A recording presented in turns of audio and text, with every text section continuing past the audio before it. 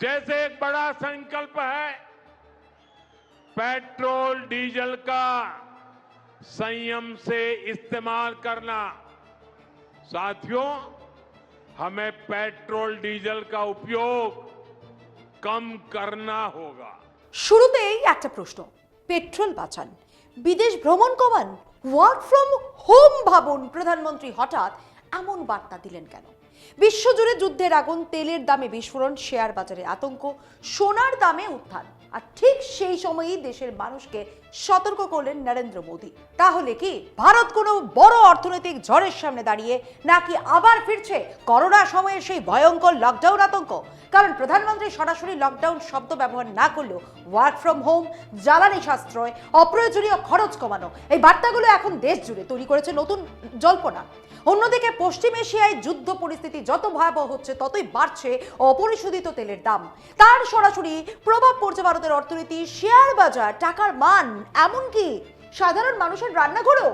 বিশেষজ্ঞরা বলছেন এটা শুধু যুদ্ধ নয়, এটা হতে পারে আগামী দিনের সবচেয়ে বড় জ্বালানি অর্থনৈতিক সংকটের শুরু। কিন্তু আসল প্রশ্ন হলো, সরকার কি আগাম সতর্ক করছে? ভারত কি বড় কোনো অর্থনৈতিক চ্যালেঞ্জের জন্য প্রস্তুতি নিচ্ছে? আর সবচেয়ে গুরুত্বপূর্ণ, সাধারণ মানুষের উপর এর প্রভাব ঠিক কতটা ভয়ঙ্কর হতে পারে? আজকের এই প্রতিবেদনে আমরা বিশ্লেষণ করব যুদ্ধ, তেলের দাম, সোনার বাজার, শেয়ার বাজার, ওয়ার্ক ফ্রম হোম এবং প্রধানমন্ত্রীর সেই বার্তার নেপথ্যে লুকিয়ে থাকা আসল ইঙ্গিত। নমস্কার, আমি স্নেহা মুখার্জি, আর দৈনিক সংবাদ অনলাইনে আপনারা দেখছেন খবরের পেছনের খবর। পশ্চিম এশিয়ায় চলতে থাকা যুদ্ধ, আন্তর্জাতিক বাজারে অপরিশোধিত তেলের দাম বৃদ্ধি, জ্বালানি সরবরাহে অনিশ্চয়তা এবং বিশ্ব অর্থনীতির টানাপোড়েন, সব মিলিয়ে নতুন উদ্বেগের মুখে দাঁড়িয়ে ভারত। এই পরিস্থিতিতে প্রধানমন্ত্রী নরেন্দ্র মোদী দেশবাসীর উদ্দেশ্যে জ্বালানি সাশ্রয়, বিদেশ ভ্রমণ কমানো, অপ্রয়োজনীয় খরচ এড়িয়ে চলা এবং প্রয়োজন হলে ওয়ার্ক ফ্রম হোম সংস্কৃতিকে আবার গুরুত্ব দেওয়ার আহ্বান জানিয়েছেন। আর সেই বক্তব্য ঘিরেই দেশ জুড়ে শুরু হয়েছে নতুন আলোচনা। তবে কি ভারত আবার লকডাউনের দিকে এগোচ্ছে? যদিও কেন্দ্র সরকারের তরফে কোথাও লকডাউন শব্দটি ব্যবহার করা হয়নি, তবুও প্রধানমন্ত্রীর বক্তব্য অনেকের মনে করোনা সময়ের স্মৃতি ফিরিয়ে এনেছে। বিশেষ করে work from home, online meeting, virtual conference এবং জ্বালানি ব্যবহারের সংযমের মতো বিষয়গুলি সাধারণ মানুষের মধ্যে নতুন করে উদ্বেগ তৈরি করেছে। তবে বিশেষজ্ঞদের মতে বর্তমান পরিস্থিতিকে সরাসরি করোনাকালীন লকডাউনের সঙ্গে তুলনা করা ঠিক হবে না।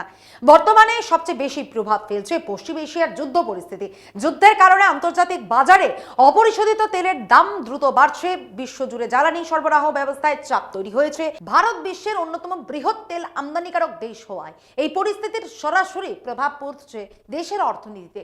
শুধু পেট্রোল বা ডিজেল নয়, পরিবহন খরচ বৃদ্ধি পাওয়ার ফলে নিত্য প্রয়োজনীয় দ্রব্যের দামও বাড়তে পারে বলে আশঙ্কা করা হচ্ছে। আন্তর্জাতিক অস্থিরতার সময় সাধারণত বিনিয়োগকারীরা নিরাপদ সম্পদের দিকেই ঝুঁকে পড়েন। সেই কারণে বিশ্ববাজারে সোনার দামও ঊর্ধ্বমুখী হতে শুরু করেছে। বিশেষজ্ঞদের মতে যুদ্ধ অর্থনৈতিক অনিশ্চয়তা যতটা বাড়বে, সোনার চাহিদাও ততই বৃদ্ধি পেতে পারে। ভারতে এর সরাসরি প্রভাব পড়তে পারে গয়নার বাজার এবং আমদানি ব্যয়ের উপর। যুদ্ধ পরিস্থিতির প্রভাব ইতিমধ্যেই ভারতীয় শেয়ার বাজারেও দেখা যেতে শুরু করেছে। আন্তর্জাতিক অনিশ্চয়তা বাড়লে সাধারণত বিনিয়োগকারীরা নিরাপদ সম্পদের দিকেই ঝুঁকে পড়েন। এর ফলে বাজারে ওঠানামা বৃদ্ধি পেতে পারে। একই সঙ্গে ডলারের তুলনায় ভারতীয় টাকার উপরও চাপ তৈরি হওয়ার আশঙ্কা রয়েছে। কারণ অপরিশোধিত তেলের দাম বাড়লে ভারতের আমদানি ব্যয়ও বৃদ্ধি পায়, যা অর্থনীতির উপর অতিরিক্ত চাপ সৃষ্টি করতে পারে। এই পরিস্থিতিতে ভারত বিকল্প জ্বালানি উৎস এবং নতুন আন্তর্জাতিক তেল সরবরাহ ব্যবস্থার দিকেও নজর বাড়াচ্ছে বলে মনে করা হচ্ছে। বিশেষজ্ঞদের মধ্যে দীর্ঘমেয়াদে সৌরশক্তি, পারমাণবিক শক্তি এবং দেশীয় জ্বালানি উৎপাদনের উপর নির্ভরতা বাড়ানো এখন ভারতের কৌশলগত প্রয়োজন হয়ে উঠতে পারে। এই প্রেক্ষাপটে প্রধানমন্ত্রী দেশবাসীকে জ্বালানি ব্যবহারে সংযমী হওয়ার আহ্বান জানিয়েছেন। তিনি গণপরিবহন ব্যবহার, কার পুলিং, মেট্রো পরিষেবার ব্যবহার এবং বৈদ্যুতিক যানবাহনের উপর গুরুত্ব দেওয়ার কথা বলেছেন। তার মতে সামান্য কিছু অভ্যেস বদল করলেই দেশের বিপুল পরিমাণ বৈদেশিক মুদ্রা সাশ্রয় করা সম্ভব। একই সঙ্গে কেন্দ্র সরকার বিকল্প জ্বালানি ব্যবস্থার উপরও জোর দিচ্ছে। সৌরশক্তি, সবুজ হাইড্রোজেন এবং বৈদ্যুতিক যানবাহনের ব্যবহার বাড়ানোর পরিকল্পনাকে আরও দ্রুত এগিয়ে নেওয়ার আলোচনা শুরু হয়েছে। বিশেষজ্ঞদের মধ্যে দীর্ঘমেয়াদী বিদেশি তেলের উপর নির্ভরতা কমাতে এটাই হতে পারে ভারতের সবচেয়ে বড় কৌশল। সবচেয়ে বেশি আলোচনার কেন্দ্রবিন্দুতে এসেছে ওয়ার্ক ফ্রম হোম প্রসঙ্গ। করোনা মহামারীর সময় এই পদ্ধতি ভারত সহ বিশ্বের বহু দেশে ব্যাপকভাবে চালু হয়েছিল। এবার প্রধানমন্ত্রী ফের সেই ব্যবস্থাকে গুরুত্ব দেওয়ায় অনেকেই প্রশ্ন তুলছেন, সরকার কি ভবিষ্যতের বড় অর্থনৈতিক সংকটের আশঙ্কা করছে? তবে অর্থনীতিবিদদের একাংশ মনে করছেন এটি মূলত জ্বালানি সাশ্রয় এবং আমদানি নির্ভরতা কমানোর কৌশল, সরাসরি লকডাউনের প্রস্তুতি নয়। প্রধানমন্ত্রী জানিয়েছেন প্রতিদিন কোটি কোটি মানুষ অফিসে যাতায়াতের জন্য বিপুল পরিমাণ জ্বালানি ব্যবহার করেন। সপ্তাহে কয়েকদিন হলেও যদি বাড়ি থেকে কাজের সংস্কৃতি চালু করা যায় তাহলে দেশের জ্বালানি খরচ উল্লেখযোগ্যভাবে কমতে পারে। পাশাপাশি দূষণ ও ট্রাফিক সমস্যাও কিছুটা নিয়ন্ত্রণে আসবে।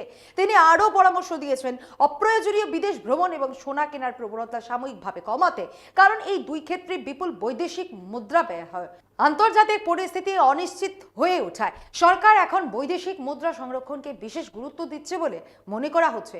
বিশেষজ্ঞদের মতে জ্বালানির দাম দীর্ঘদিন উচ্চ পর্যায়ে থাকলে সবচেয়ে বেশি চাপ পড়বে মধ্যবিত্ত এবং নিম্নবিত্ত মানুষের উপর। পরিবহন খরচ বাড়লে খাদ্যপণ্য থেকে শুরু করে দৈনন্দিন প্রয়োজনীয় জিনিসের দামও ধীরে ধীরে বৃদ্ধি পেতে পারে। ফলে সাধারণ পরিবারের মাসিক ব্যয়ের উপর অতিরিক্ত চাপ তৈরি হওয়ার আশঙ্কাও রয়েছে। এই বক্তব্যের পর সামাজিক মাধ্যমেও তীব্র আলোচনা শুরু হয়েছে। কেউ বলছেন এটি শুধু অর্থনৈতিক সতর্কবার্তা, আবার কেউ মনে করছেন পরিস্থিতি আরো খারাপ হওয়ার আশঙ্কাতেই সরকার আগাম প্রস্তুতির বার্তা দিচ্ছে। করোনার সময় দীর্ঘ লকডাউন, কর্মহীনতা এবং অর্থনৈতিক দুর্ভোগের স্মৃতি এখনো মানুষের মনে তাজা থাকায় স্বাভাবিকভাবেই বাড়ছে উদ্বেগ। অর্থনৈতিক অনিশ্চয়তার আবহ তৈরি হলেই সাধারণ মানুষের মধ্যে আতঙ্কজনিত কেনাকাটার প্রবণতা বাড়তে দেখা যায়। বিশেষজ্ঞদের মতে গুজব বা ভুয়ো তথ্য ছড়িয়ে পড়লে বাজারে অপ্রয়োজনীয় চাপ তৈরি হতে পারে। তাই সরকার এবং প্রশাসন চাইছে মানুষ যেন আতঙ্ক নয় বরং সরকারি তথ্যের উপর নির্ভর করে সিদ্ধান্ত নেয়। তবে রাজনৈতিক বিশ্লেষকদের মতে বর্তমান সংকট মূলত অর্থনৈতিক ও জ্বালানি নির্ভর। করোনা পরিস্থিতির মতো জনস্বাস্থ্যের জরুরি অবস্থা এখন তৈরি হয়নি। তাই সরকার আপাতত সাধারণ মানুষকে সচেতন, সঞ্চয়ী এবং দায়িত্বশীল হওয়ার বার্তা দিচ্ছে। স্কুল, কলেজ, অফিস, ট্রেন, বিমান ও বাজার এখনো সম্পূর্ণ স্বাভাবিকভাবেই চলছে। কোথাও কোনো সরকারি বিধিনিষেধ জারি হয়নি। আন্তর্জাতিক মহলেও পরিস্থিতি অত্যন্ত সংবেদনশীল হয়ে উঠেছে। একদিকে যুদ্ধ পরিস্থিতি, অন্যদিকে জ্বালানি সরবরাহের অনিশ্চয়তা। এই দুইয়ের মধ্যে ভারসাম্য বজায় রাখতে কূটনীতিকভাবে সতর্ক অবস্থান নেওয়ার চেষ্টা করছে ভারত। বিশেষজ্ঞদের মতে বর্তমান পরিস্থিতিতে ভারতের পররাষ্ট্রনীতি এবং জ্বালানি নিরাপত্তা একে অপরের সঙ্গে সরাসরি যুক্ত হয়ে পড়েছে। বিশ্বের একাধিক নেতা ইতিমধ্যেই যুদ্ধ পরিস্থিতি এবং জ্বালানি সংকট নিয়ে উদ্বেগ প্রকাশ করেছেন।